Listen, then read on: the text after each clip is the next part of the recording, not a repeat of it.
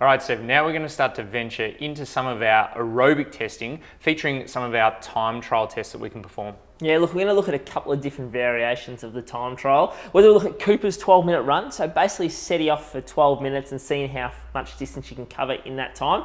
Or we're going to look at a time trial.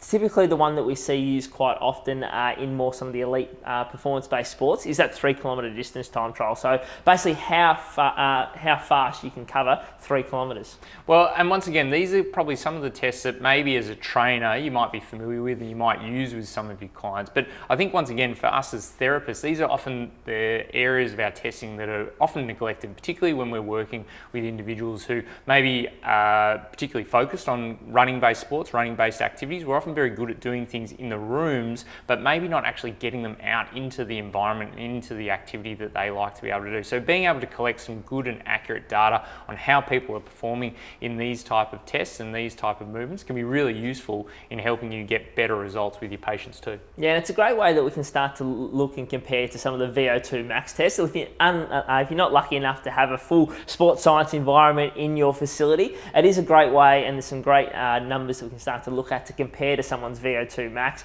and really get that full aerobic capacity with the individuals that we're working with.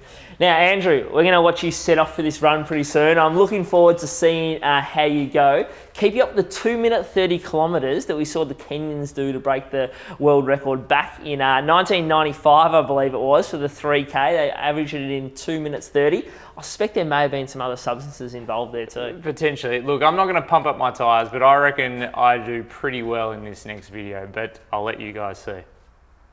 And he's off. He's probably already well behind the pace from Kenyan Daniel Komen when he broke the world record back in 1996. Given the world record hasn't been broken since then, I suspect the Kenyan athletes back in the day maybe were using some substances that may have enhanced their performance a little bit. As you can see, a running track can be a really useful environment to perform this test.